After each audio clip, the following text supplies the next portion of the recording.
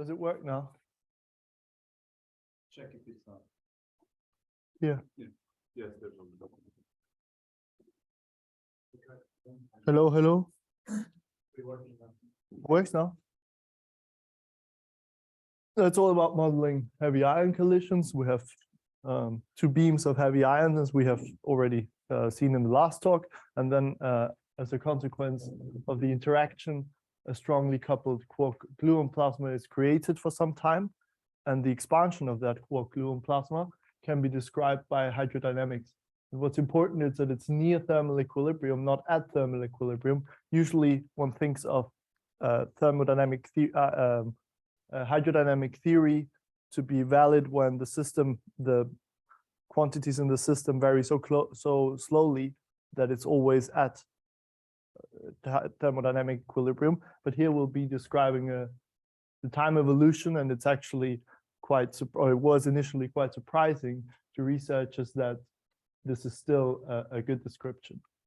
So what you can see here is that this is basically a picture in the rest frame of one beam, and the other beam is, since we're dealing with high relativistic speeds, it's just Lorentz contracted. Then there's a collision, and as a consequence, there's the interaction, and the quark-gluon plasma is formed. So hydrodynamic is a phenomenological and effective theory, and because of that, we need kinetic parameters and we need to match those kinetic parameters to the underlying physical theory that we have. And in many cases, it's given by some quantum field theory.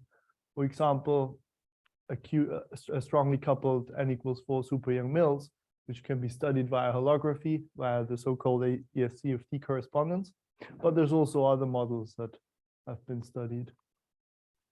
So with the kinematic regime, the kinematic regime that we care about is, as I've already said, an expanding plasma in the so-called central rapidity region, and we will assume longitudinal boost invariance Bjorken flow. We've already talked about the last talk. It was already explained what it is. The idea is just that we can change the speed, and it won't change the observables of the system. And in order to describe the system, we need to have the stress energy tensor. The first part is the ideal fluid part, and then there's a shear stress tensor. The symmetries that we're going to have in our system are conformal invariance, transversely homogeneity, which is just because we have two beams and it won't like the observables won't depend on points in a transverse plane, and then also Bjorken flow, so longitudinal boost invariance. So the observables will only depend on proper time. All physics are going to be encoded in the energy density, epsilon of tau. And because it's hard to get this directly or exactly, we will do a large proper time expansion for tau much greater than 1. And the reason why we do it at large times is because we want to expand around the thermal equilibrium. So here we can see we have these hyperbolas, and the observables will only depend on which hyperbola we are on in the 2D two-dimensional T-set plane. Okay, so we have the energy density expansion, perturbative expansion around thermal equilibrium. The first part that we have here is the ideal fluid part, and then there's dissipative corrections to that. And these corrections are still all perturbative. So because this will be an asymptotic series, there will still be contributions that are non-perturbative, but the corrections here are all just perturbative corrections. And the lambda is a dimensionful parameter which encodes the initial conditions.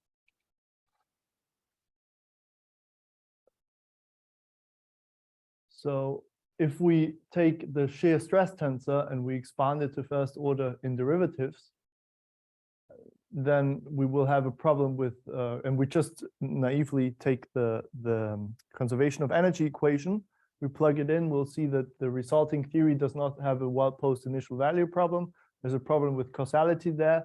So we need a relaxation equation, as we've already seen in the last talk. It's called Müller-Stewart-Israel theory. So we will the way to obtain this equation is we expand the shear stress tensor up to second order in derivatives, and then we get that's how we can well, basically then there will appear the kinetic parameters there, and this is how they come into our theory. The transport coefficients, we have to fix them. We do this by matching to some microscopic theory, and we will be using similar, like the transport coefficients of a strongly coupled n equals 4 super Young-Mills theory. Because of MIS, the MIS approach is it is of course not exactly super Young-Mills, but we will be using those, and the last parameter we will set equal to 0 because we'll be able to get very interesting mathematics from that. So there's 3 different stages that are important. We have the initial stage after when it expands, where the initial conditions are very important, and then they all exponentially decay, and this is called hydrodynamization. And in the end, there's only the hydrodynamic viscous expansion of viscous hydrodynamics, the asymptotic series, and the perturbative sector converges at infinity, and that's when at infinity it's when thermalization happens. And it's very successful of describing. So the perturbative approach at around infinity is very successful at describing these systems because of this exponential decay. So this is actually just a consequence of the asymptoticness of the series, if we want, the divergence of those series. So we have said that the energy density encodes everything, or all the physics is encoded in the energy density, but it's more practical to work with the so-called pressure anisotropy. Due to the system not being at thermal equilibrium, there will be different pressures in the longitudinal and the transverse directions. And this converges to 1 at infinity. That's when the pressures then are the same in all the directions. So we will need a new system or a new variable, and this is the variable W, and it basically measures the time, but in units of some power of the energy density. And then with this variable, it's easy to compute the pressure anisotropy. And by doing that, we get this nice nonlinear first order equation where the first 2 terms, there's an f prime term and an f squared term, and the rest is just linear. The A and the beta is where the kinetic parameters of the theory are encoded. Now let's look at the solutions. So one important thing is at the origin, there's 2 finite solutions, the black one here and the red one here. The black one is the one that we care about because the black one converges to 1 at infinity. And that's what we want because we want the pressure to be the same in all the directions. So all the solutions that converge to the black one around at infinity are the ones that we care about. And there's also another one that is growing, that is growing linearly. But that one, so the red one is not so this one is an attractor, and the red one isn't, because as you can see, all the green curves at minus infinity, they go away from the red curve. And what's also important to note is that the green curves around the origin, they all blow up. So there's a blow up behavior around the origin, and then there's a convergence to the black curve for the solutions that we care about. And this black curve is, we will call it F+. So from the asymptotic point of view, we make a perturbative ansatz. and we notice that it's divergent. We can do this plot, and we see that the growth if the coefficients is actually factorial. And this means that there will be other non-perturbative sectors involved, and those can be described by a transseries.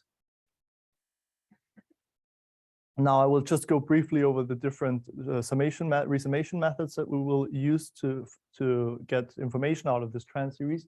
One is you will all be familiar with, it's optimal truncation. We just truncate after the smallest term and we get exponential accuracy. Then there's level 1 hyperasymptotics. This may not be known to all of you.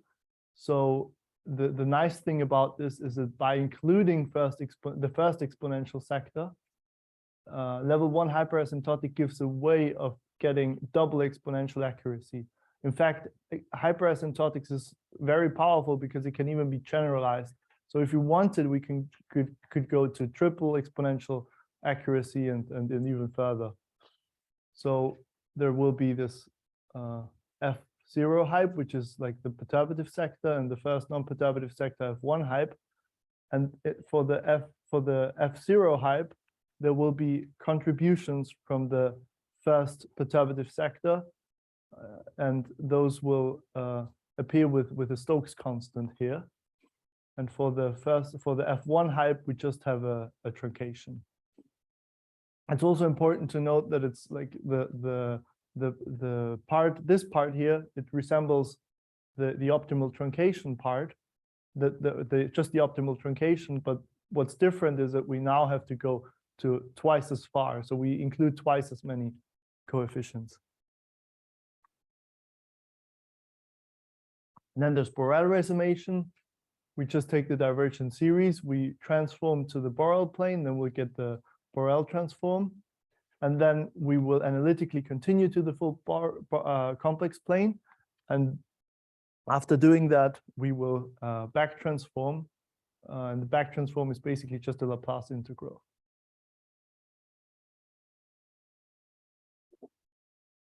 And then there's another method, which is transasymptotics. One nice thing, it's a resummation method. It actually slightly outperforms optimal truncation. But also we can get analytic expressions for the transseries parameter. And furthermore, we can understand global properties of the solutions. So we can link asymptotic expansions in different regions at plus infinity and at minus infinity to each other. And we can find approximations, asymptotic approximations to the square root singularities of F. So there's a lot of things that one can do with transasymptotics, and it's very useful to understand the sort of the solutions. So what do? We have these exponentials. We put them in the variable tau. Tau has nothing to do with the proper time. And we just change the order of summation. So here we just sum over all the exponentials for each perturbative order. And then we get these coefficient functions. And this we use as an ansatz, which we plug into the ODE that we have. And then we find that at 0 order, like the F0, the first transseries transasymptotics approximation involves a Lambert W function. And this is very interesting because a Lambert W function, it has a square root singular branch point at -1/e. And we will see, like, actually all the singularity structure, it sort of emerges from the branch point of the Lambert W function. If we go to the higher FKs, we get like just this equation. We've just plugged in the ansatz into the equation, and we matched the orders. And then we actually find that they all depend on the W. So all the FR will be functions of the Lambert W function. So we have the F0, which has a Lambert W, but all the others will also have the Lambert W. The Lambert W has this nice branch point structure because it has a branch point at -1/e. But then we have an exponential variable, and the exponential is not bijective. So there will be all the branch points will be generated by this structure of the Lambert W. so this is what we see. We can actually, with transasymptotics, don't have time to go into the details of the calculation, but we are able to derive an asymptotic expression for the locations of the singularity. And they, as you can see in this plot here, they actually match the actual poles quite well. This one is a bit off. It's close to the origin, but asymptotically, as this variable t goes to infinity, which happens as we go further and further in this direction, we see that it becomes better and better. So this is a very powerful method to obtain information about the locations of the branch points. And then there's the other issue that I've already mentioned, which is the different asymptotics, depending on whether one is at plus infinity or at minus infinity. And also there we can use so what we get is a different solution. At minus infinity, we get this divergent solution. So this describes the black curve at minus infinity. And it's not just the perturbative series here, because there's logarithmic contributions here, here. And so we would like to link the transseries description, which we have at plus infinity, with this divergent, with this growing description that we have at the other horizon.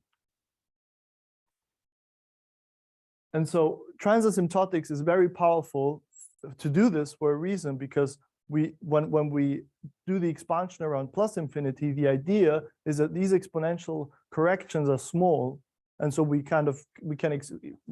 like an expansion in the sigma, and the idea is that these are small. But if we just sum over all the exponentials, we plug it into the equation, and we get just for these for these transasymptotic coefficient functions, we just get some expression that we can then evaluate even at a regime that is different. So we can evaluate it at a regime that is for tau much larger than 1. And then what we see is that we know that there's this lambda w, and this we can expand in this regime for tau much larger than 1. So we have reduced the complicated problem of linking the expansions to just an expansion of the lambda w for this regime. Yes. What do the f functions look like? So the lower ones? They are all rational functions. They're all rational function. Yes. There's a paper on arXiv, and you can look at it. But like, yeah, it's all just rational functions.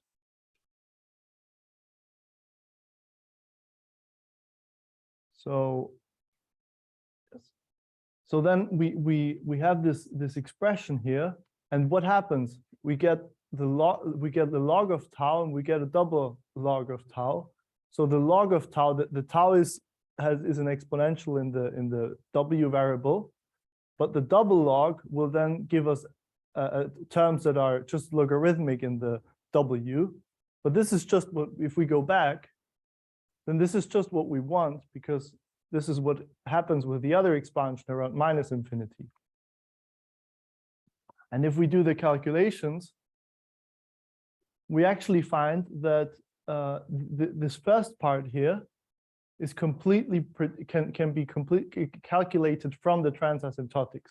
So we do this expansion, and we find an agreement for the first terms, but then there's a parameter that is undetermined, the p4. The p4 is the analog of the sigma, so it's the degree of freedom for the other solutions, for the linearly growing solutions that we have here. And when we do the calculation, we find a formal expression, a sum for the p4, but this sum diverges, so there's no way of getting this p4 from this method. And actually, we believe that this is a feature and not a bug, because since we have all these branch points in the complex plane, it of course, and there's even like as we go to infinity, there's an infinite number of them. Depending on which path we choose to go from plus infinity to minus infinity, the p4 will depend on that. So it's not the sigma can't be predicted from the P4 exactly, and vice versa. There's different options. The matching is not one-to-one. So that's why we believe that this could actually be a a natural thing and not some mistake. When you say divergent, then do you mean factorial divergent? What kind of divergence? If I plot it as a function of the, so I mean it's just there's not so I get a sum of some terms, and then if I plot it, it will look like a logarithm. So it will be a logarithmic divergence. Logarithmic divergence, because that's often expected in this kind of function. Okay, Yeah. I see.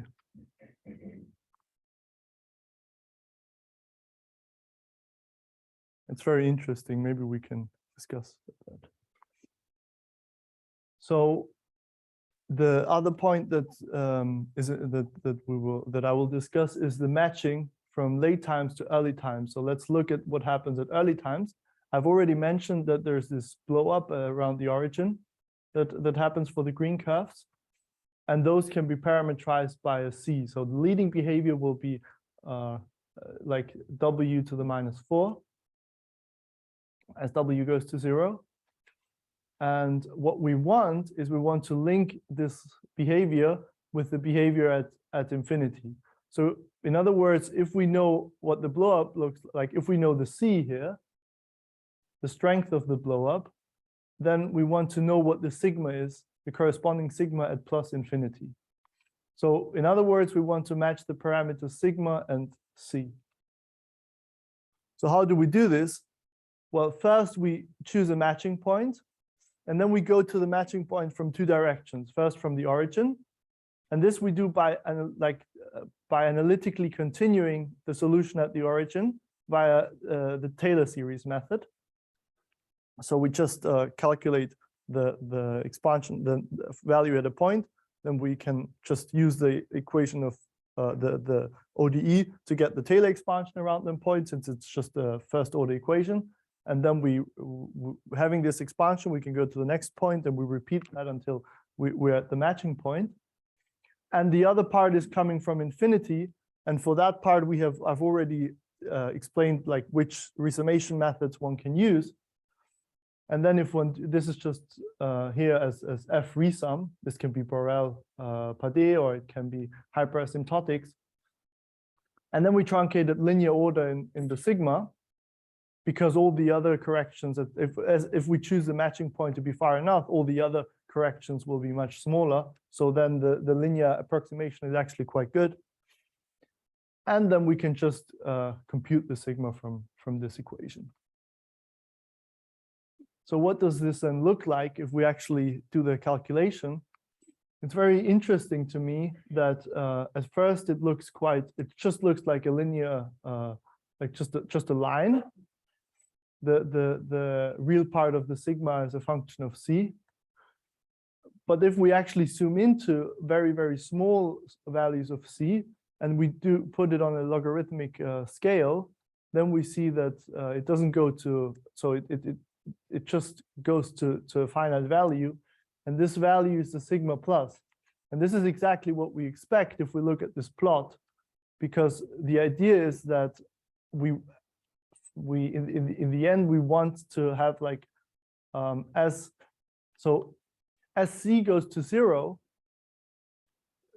there's these curves, these green curves, they get closer and closer to the black curve, even for small values of W.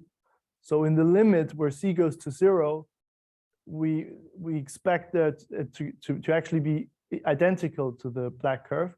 And this is exactly what we see here in terms of the matching.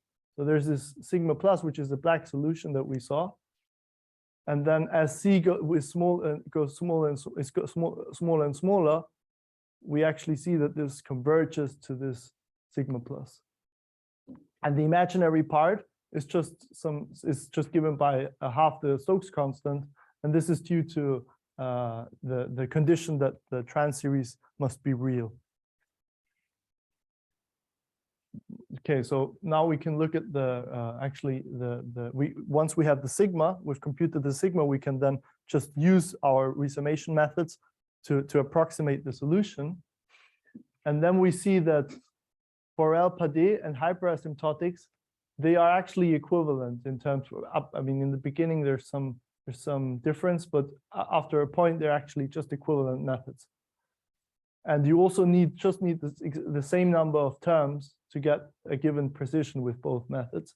However, the Borel-Padé involves a Laplace integral, and therefore to actually do practical computations, hyperasymptotics is easier because there's no integrals that one must compute. And then we see that transasymptotics outperforms optimal truncation. We have single exponential accuracy here as expected and double exponential accuracy here. And then there's this kink, but this kink is not important. It's just a consequence of the fact that for the transasymptotics truncation, we have, well, we only computed 15 transasymptotic coefficient functions. So this is just a consequence of not having enough coefficient functions here. And I may also, maybe I should also say that by transasymptotic truncation, I mean that we just take, we do the same as we would with an optimal truncation, but we let the coefficients vary. So instead of having just the coefficients of the perturbative expansion, we take the coefficients that vary with the tau, we let the tau vary, but we just, and then we just look at what's the, at which point is the, which coefficient is the, where's the minimum, and then we just truncate there.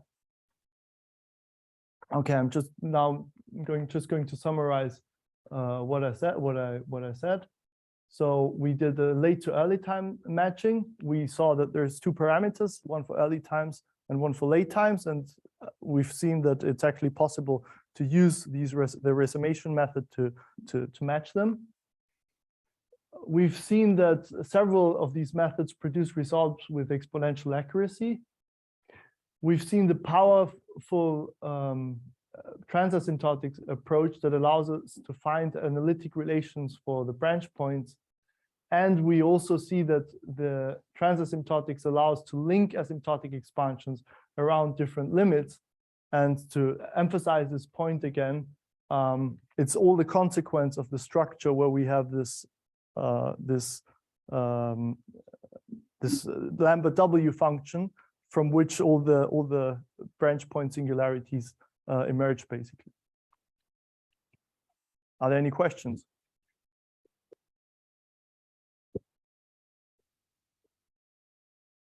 So we have a question from Maurizio. Go ahead, please. We don't hear you. Hello, you hear me? Go ahead. Okay, hi, very nice talk. So I have a question regarding the method that you have, and I read the paper, and I was interested to see whether or not the method that you have can be used also for multi-parameter transseries, which in the work that I did, we had quite a lot of problems to try to make it work in transasymptotics. So do you have some comments about that, if it's generalizable to that particular case? Well, if you have multiple parameters, then there will be different, and you have different actions, then there will be some leading contributions. So I think that if you go far enough, so imagine that we had different what parameters, meaning phase space parameters or parameters of the transseries? Because I think you're talking about different parameters. Sorry, I cannot hear that. I just wanted to clarify one thing. When you meant parameters, you meant like phase space parameters or parameters in the transseries? Transasymptotic parameters, the sigmas. Yes. So then they're associated with different actions or different exponential weights. And then I would assume that what I would do is I would just go far enough so imagine there were, so actually like imagine there were several ones here. And if we go far enough, then the leading contribution will be much stronger than the other one. And so we could still use the method to do this matching. of course, we would have some to sacrifice. We would have less accuracy if the depending on how close the exponential weights are to each other. But still, it would be like the double exponential behavior would not be, if the double exponential error would not be affected by it, I think. Thanks. Actually, a comment. So, okay. So he's still there, yeah. So if you have several parameters and you want to go beyond this kind of approximation that you get by discarding one of them, then the controlling equations for those f's that you have there become PDEs that you can solve in a number of ways. So that's maybe more convenient. Any other questions? So then I have another question. Could you go back to the slide where you found the Lambert W dependence? So Yeah. So I missed it. But Lambert has two branches. So you were using one branch. When you travel around in time, do you ever jump to the other branch of the W function? Well, I'm not sure right now how it could. Well, I'm not sure how the sort of the branches Well, translate does it in all enter the matching? calculations that I did. But there's one. So there's at least on the main branch that one starts with. There's one branch point right at -1/e, and so. Yeah, I would have to think about that, how it tracks in the calculations. But is it involved in your matching problem? Okay, let's talk about I'm not sure about let's that. talk about that. Yeah, I think I have some answer here. So you can extend this kind of transasymptotic matching method on higher Riemann sheets. My expectation is that they should not affect the matching to leading order, is just for the exploration of the Riemann series.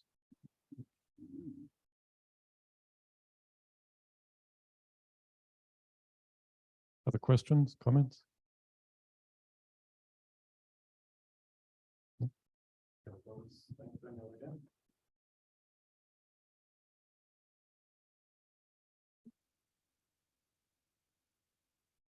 We return at 1:30.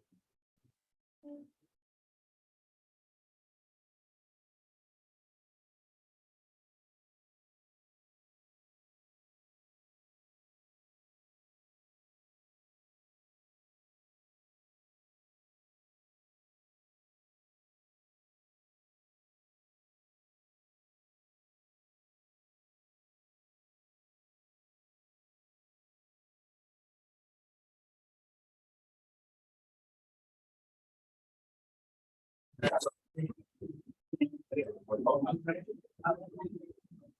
you.